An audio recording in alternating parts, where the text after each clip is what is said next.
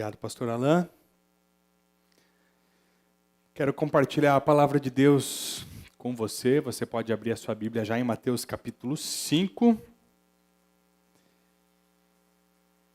E nós continuamos ainda, quero continuar compartilhando aí no Sermão da Montanha. Deixa aberto lá em Mateus capítulo 5, tá? Não é 17 não, que está ali é o versículo, né? Mas quando você abre a sua Bíblia, a gente precisa pensar e questionar algumas coisas. Quando se fala no Antigo Testamento, você tem a Bíblia aí na sua mão, certo? Se você ainda não conhece muito bem, nós temos o Antigo Testamento e temos o Novo Testamento. E quando se fala no Antigo Testamento, muitos cristãos se dividem. E às vezes essas ideias podem alcançar o nosso coração. Por que muitos se dividem? Tem crentes que só leem o Novo Testamento. E quais são as razões abordadas por esses cristãos? O que eles dizem? Não. Alguns vão falar que o Antigo Testamento ele não tem mais validade depois da Nova Aliança. O Novo Testamento é o tempo da graça, o Antigo Testamento é o tempo da lei, então eu não preciso ler. Outros vão falar, não, o Velho Testamento ele é literalmente velho. Ele é meio chato. E ele é meio complicado de ler e entender.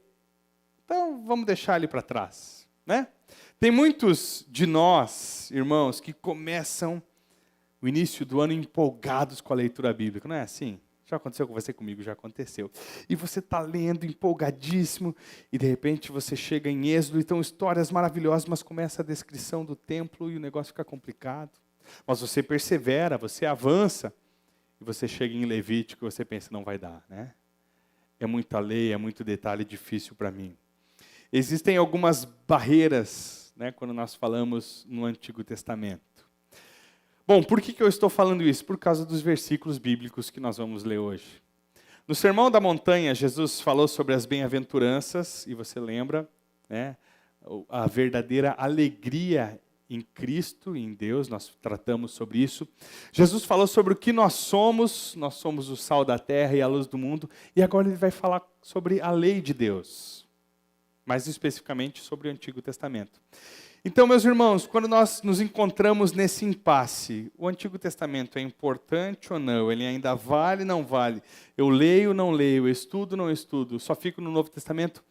Que tal nós analisarmos e respondermos esse impasse ouvindo aquilo que Jesus tem a nos dizer?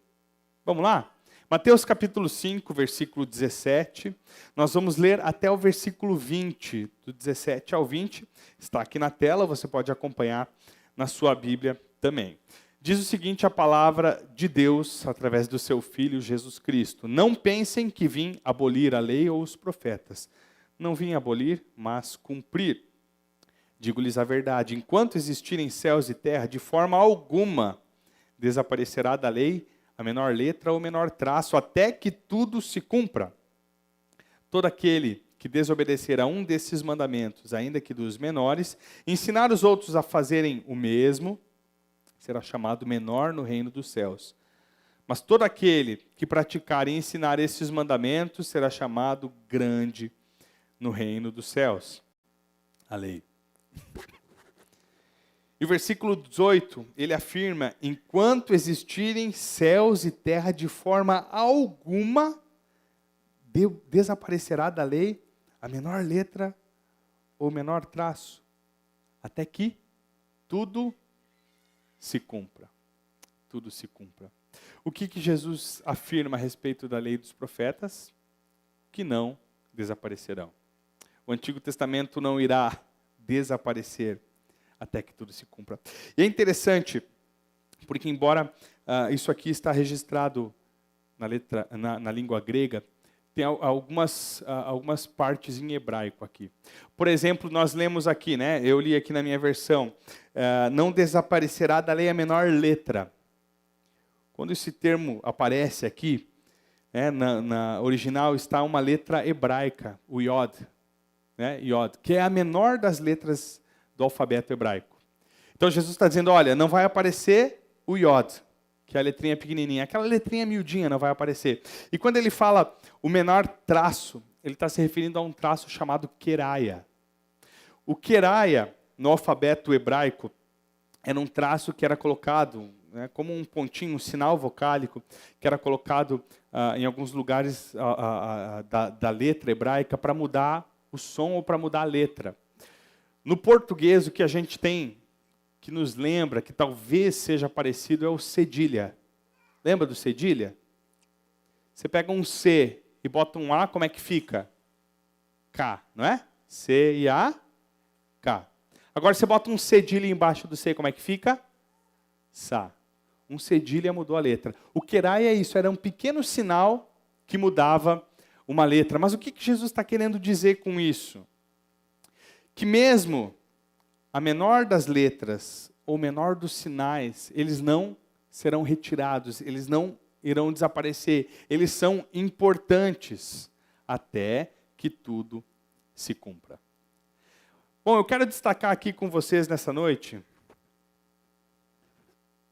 3 razões, e depois eu quero trazer isso para a nossa vida. 3 razões pelas quais a Bíblia como um todo, e agora nós falamos do Antigo Testamento, ele é importante. 3 razões pelas quais nós podemos entender e ver a importância do Antigo Testamento. Em primeiro lugar, sabe por que o Antigo Testamento é importante? Porque ele contém doutrina. O Antigo Testamento ensina sobre a criação de Deus. Embora nós vemos um pouquinho sobre a criação de Deus, perdão, gente, falei uma heresia aqui, né? Deus não foi criado. Criação do homem. Embora o Novo Testamento ele mostre, né, alguns instantes, ele cite alguns momentos da criação do homem, o Antigo Testamento tem detalhes profundos sobre a doutrina da criação. Meu amigo, minha amiga, se não tivesse o Antigo Testamento, nós não teríamos detalhes tão ricos de como o homem e a mulher foram formados. Além do mais, a doutrina do pecado original, que é exposta com mais luz no Novo Testamento, ela é ensinada no Antigo Testamento, no livro de Gênesis. Meu irmão, o que nós conheceríamos sobre Deus se não fosse o livro de Salmos? Quanta doutrina a respeito de Deus nós temos no livro de Salmos. Os olhos do Senhor estão sobre toda a terra, um Deus onipresente, um Deus todo-poderoso, um Deus que se move em todos os lugares. Então o Antigo Testamento contém doutrinas de todos os tipos. Mas o que nós não podemos perder de vista é que, ainda assim, embora contenha doutrinas importantes e profundas, ele é uma revelação parcial. Ele vai se completar com o Novo Testamento. Ele é completo no Novo Testamento. Uma frase de um reverendo chamado Riley, ele diz o seguinte, ou escreve o seguinte: o Velho Testamento é o Evangelho em botão, e o Novo Testamento é o Evangelho em flor. Você já viu, né, o botão da flor? Ele é ali bonitinho na planta, mas você ainda não contempla a flor. Mas tem tudo para que ele se torne flor ali dentro. Mas quando a flor se abre, você vê a beleza, ela está completa. Assim nós podemos definir e falar sobre a palavra de Deus. O Antigo Testamento, ele tem muitas doutrinas, ele aponta para Cristo, mas ele é o Evangelho em botão. Quando nós juntamos e trazemos o Novo Testamento, ele é o Evangelho em flor. A revelação está completa. Segundo lugar, o Antigo Testamento é importante porque ele contém profecias. Então ele contém doutrinas e ele também tem profecias. E você vai ler os profetas, né, e agora eu falo dos profetas como os livros proféticos, por exemplo, Isaías, e você encontra tantas profecias a respeito do Messias, a respeito do Jesus que viria. O que seria de nós sem as profecias que apontavam para Cristo? O que seria das nossas convicções a respeito de um Cristo que realmente veio e foi morto, sem um Antigo Testamento que profetizava isso mais de 700 anos antes, a respeito do sofrimento de Cristo? Então o Antigo Testamento é importante porque as profecias estão lá. Além do mais, quando nós lemos, por exemplo, a respeito do sistema de sacrifícios, do sistema dos sacerdotes, do templo, nós vemos tudo aquilo apontando para Jesus e a cruz.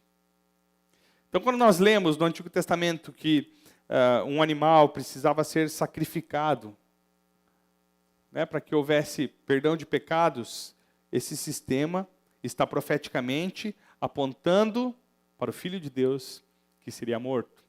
Quando você lê que na festa da Páscoa, os israelitas precisavam sacrificar um cordeiro, né, matar ele, sem quebrar nenhum osso, aspergir o sangue sobre a porta da sua casa. Esse ato do povo de Israel estava apontando para o Cordeiro de Deus que tira o pecado do mundo. Então ele é importante porque ele aponta para a cruz. Ele contém profecias de todos os tipos, do fim dos tempos, mas especialmente profecias a respeito da cruz. Uma frase de João Calvino, você já deve ter ouvido falar a respeito dele. Ele escreve o seguinte, e a gente precisa tentar para essa frase: apenas, observe essa palavra, apenas o uso deles, ele está falando desses rituais, apenas o uso deles foi abolido, pois o seu significado foi confirmado mais plenamente. Bom, o Antigo Testamento, ele é válido? Sim, ele é válido. Se ele é válido, por que nós não sacrificamos animais aqui no nosso templo, por exemplo? Porque o seu significado foi confirmado na cruz de Cristo. Nós não fazemos, mas ele é válido porque o seu significado é confirmado através de Jesus e da cruz. Isso não significa que todos os rituais foram abolidos, mas sim que Jesus cumpriu eles. E nós não precisamos mais dessas cerimônias sacrificiais. O Antigo Testamento é importante porque ele contém ética. E aqui é um ponto interessante. Essa ética, alguns chamam de lei moral de Deus. Isso você vai encontrar em todo o Antigo Testamento. E ela muitas vezes vai ser mal interpretada. Quando nós lemos agora Mateus, e a partir daqui nós vamos ver Jesus falando: vocês ouviram o que foi dito, mas eu digo, né? Nós talvez confundimos e achamos que Jesus veio modificar a lei de Deus. Não, na verdade, Jesus veio mostrar a verdadeira ética do Senhor. Ele não veio acrescentar coisas novas à lei, ele veio para mostrar o verdadeiro sentido da lei de Deus, da ética de Deus, da lei moral de Deus. O que acontecia é que o pessoal da época de Jesus, assim como da nossa época, né, eles tinham falsas interpretações a respeito da palavra de Deus, uma interpretação superficial. E Jesus vem para aprofundar ainda mais essa interpretação. Nós julgamos erradamente, que talvez o Antigo Testamento era mais difícil, porque era a época da lei. Agora, na época da graça, o negócio ficou mais simples para nós. Deixa eu dar um exemplo para você. Se você está com a Bíblia aberta em Mateus 5, eu vou te mostrar como Jesus aprofundou ainda mais a lei do Antigo Testamento para mostrar o verdadeiro sentido. Observa comigo o versículo 27. Ele diz assim, vocês ouviram o que foi dito, não adulterarás. Ok? Essa é a lei do Antigo Testamento. Está tranquilo? E até aqui, então, como é que os mestres da lei, os judeus, interpretavam o adultério? Quando ele era consumado fisicamente. Quando havia uma relação física envolvida. E agora olha o 28. Mas eu lhes digo, qualquer que olhar para uma mulher, para desejá-la, já cometeu adultério com ela no seu coração. Você está vendo a ética de Deus aqui? A lei do Antigo Testamento era não adulterar. Mas Jesus vai aprofundar essa lei e vai mostrar o nosso coração diante da lei e da ética de Deus. Olha, se eu desejar, eu já estou pecando do meu coração. Olhar e desejar já se configura como adultério. Então existem diversas leis do Antigo Testamento que contêm a ética de Deus. Que nós não praticamos mais as cerimônias e os rituais, mas existe uma ética. Algumas leis que não devem ser cumpridas literalmente, mas tem um princípio por trás. Deixa eu dar um outro exemplo para você. Agora você vai lá para o Antigo Testamento, para o livro de Deuteronômio. Pode abrir lá? E aí, meus irmãos, nós não podemos cair em nenhum extremo. Por isso é importante eu destacar essa lei. Bom, tem um extremo do pessoal que diz que o Antigo Testamento não presta mais. E tem outro extremo de muitas igrejas judaizantes, algumas seitas, né, que elas dizem que nós temos que cumprir literalmente muitos rituais do Antigo Testamento. Então eu quero ver, de repente, cumprir esse aqui. Deuteronômio 23, observa comigo o versículo 13. Diz assim, vamos ler o 12 também? Né, o 12 também, diz assim, ó. Determinem um local fora do acampamento onde se possa evacuar. Você sabe o que é evacuar aqui? Sabe? É fazer o número 2. Tá? É o 2. Não sei como é que está na tua versão aí, né? Determine um local fora do acampamento onde se possa evacuar. Como parte do seu equipamento, tenha algo com que cavar. E quando evacuarem, façam um buraco e cubram as fezes. Então, olha só essa lei. Né? Para alguns que advogam, né, que nós precisamos cumprir literalmente todos os rituais do Antigo Testamento. Né? Você lê uma lei dessa e você pode estranhar, né? Não é verdade? Em primeiro lugar, o que nós entendemos aqui? Ó? Que você tem que ter algo no teu equipamento, bota na cintura aí uma pazinha, não sei. E quando você tiver com vontade de fazer o número 2, o que você faz? Um buraco, faz lá no buraco e depois tapa o buraco e está resolvido. Aí você cumpriu a lei de Deus. Lembra que eu falei aqui que o Antigo Testamento contém ética. Existe uma ética de Deus por trás aqui. Essa lei é dada em um momento, ou em um contexto de guerra. É lei para o acampamento de guerra dos israelitas. Então, quando eles guerreassem, para que houvesse higiene sanitária no acampamento dos israelitas, em primeiro lugar, deveria ser fora do acampamento, e em segundo lugar, cavar o buraquinho, né, com a pazinha e tapar tudo depois. Meus irmãos, nós não podemos cumprir essa lei literalmente hoje. Você não tem em casa um vaso sanitário? Não está tudo resolvido? Vai tudo embora e está tudo certo. Então você não vai cumprir essa lei. Porém, o que essa lei nos ensina? Existe uma ética de Deus envolvida aqui. E qual é a ética de Deus? A preocupação com a higiene pessoal, com o saneamento, com a saúde física do seu povo. Então, qual é o princípio que nós podemos retirar aqui? Né?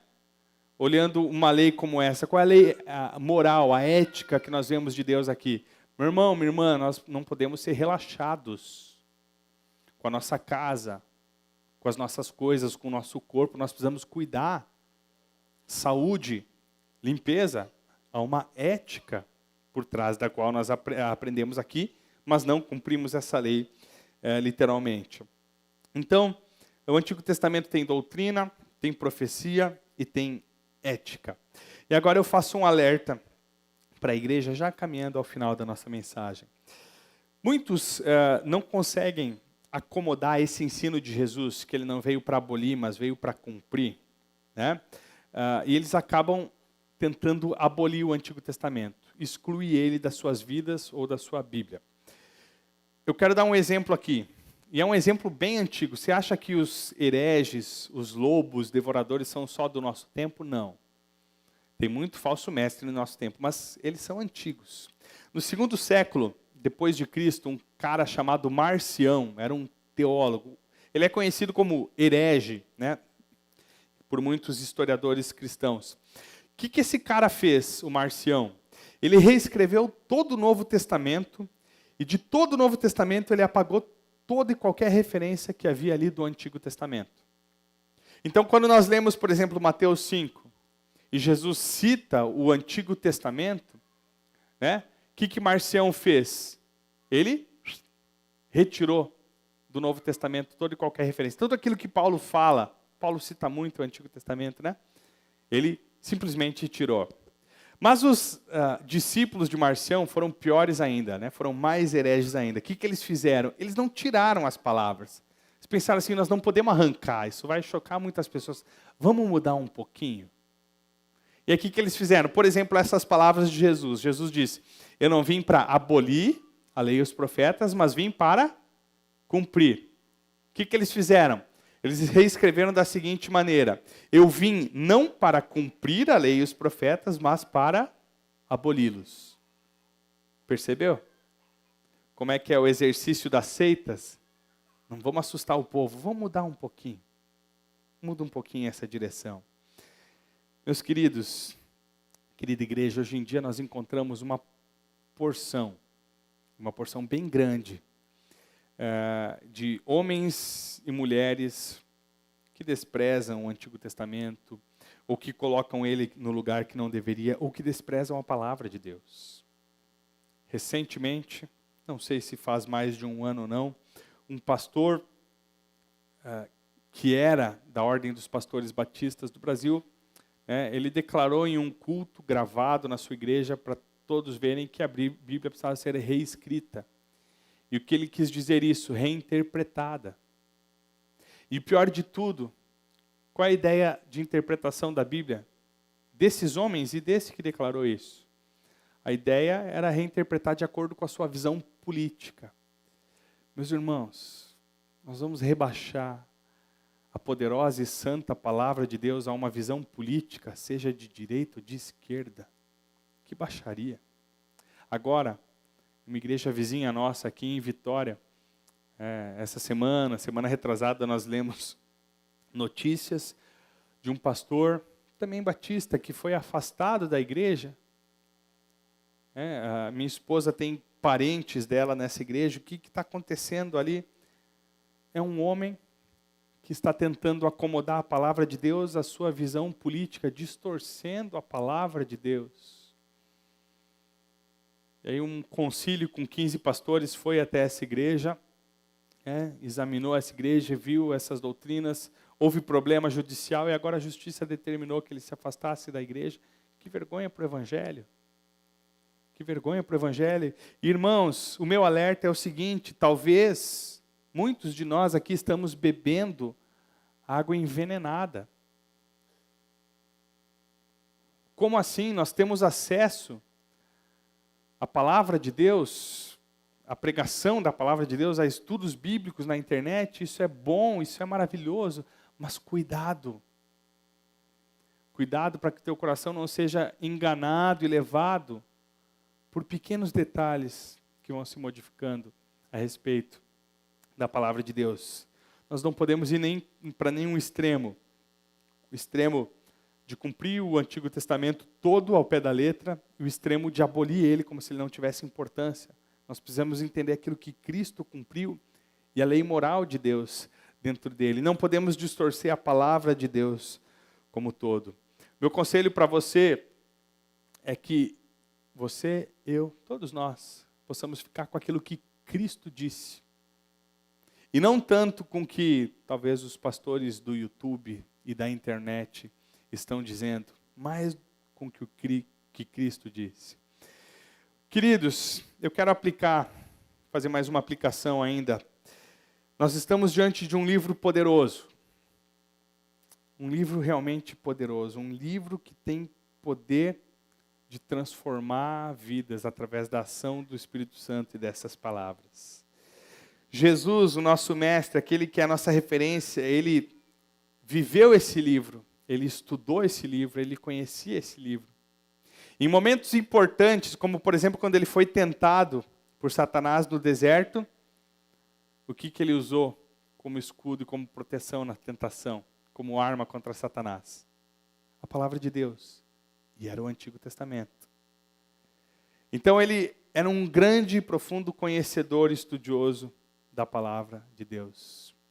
Ele não apenas afirmou a importância dessa palavra, mas ele viveu isso.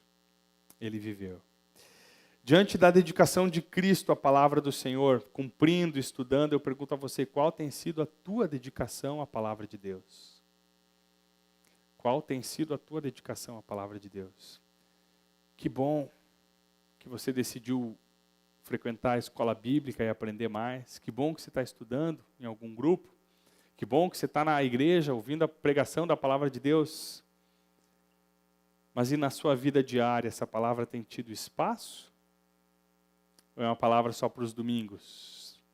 Só para os finais de semana? Como igreja, nós desejamos continuar crescendo na palavra de Deus. Todos os domingos, na escola bíblica. em outros momentos, dos ministérios. Eu quero te exortar nessa noite, se você não sabe ler, né, ou tem dificuldade para ler, hoje em dia não tem desculpa. Meu irmão, minha irmã tem a palavra de Deus em áudio. Você baixa o aplicativo e você ouve a palavra de Deus. Né, não tem desculpa, você pode ir fazer teu exercício, fazer tuas tarefas, ouvindo a palavra de Deus.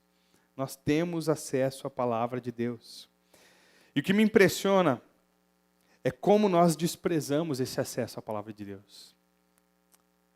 Há pouco tempo atrás, nós pastores aqui dessa igreja, com nossas famílias, estávamos no congresso de pastores da Convenção Batista Pioneira. E nas noites eram noites missionárias, e alguns missionários de outros países traziam testemunhos para nós. Dentre eles estavam 2 missionários cubanos, e um deles compartilhou que para se comprar Bíblias lá em Cuba é um valor muito elevado. E é um valor muito maior do que um cubano comum pode comprar, muito maior do que o seu salário. E se alguém perguntou, e se a gente juntar nas igrejas algumas Bíblias e enviar para Cuba, o governo retém isso. Então eles conseguem comprar Bíblias no mercado negro, com muito esforço e com ofertas de muitos irmãos, para poder comprar uma Bíblia. Se eu te perguntasse quantas Bíblias você tem em casa, você vai me responder com certeza, ou provavelmente mais de uma. Se eu te perguntar quantas vezes você já leu essa Bíblia, qual é a tua dedicação diária à palavra de Deus, quanto você tem se esforçado, será que a resposta vai ser boa? Meus irmãos, as palavras de Cristo nos exortam a valorizar a palavra de Deus como um todo e valorizar a palavra de Deus na prática. Diante disso, o que você vai fazer?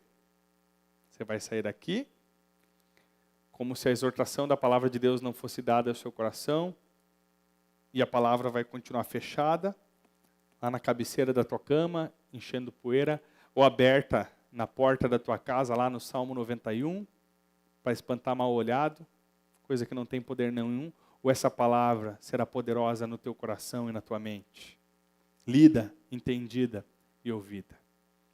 Que Deus nos abençoe. Eu convido os irmãos da música a virem aqui à frente. Enquanto isso, eu te convido a fechar os teus olhos, porque eu quero orar contigo. E eu te convido a tomar uma decisão quanto à palavra de Deus essa semana. Qual vai ser o momento que você vai dedicar para buscar a palavra de Deus essa semana? Qual é o horário?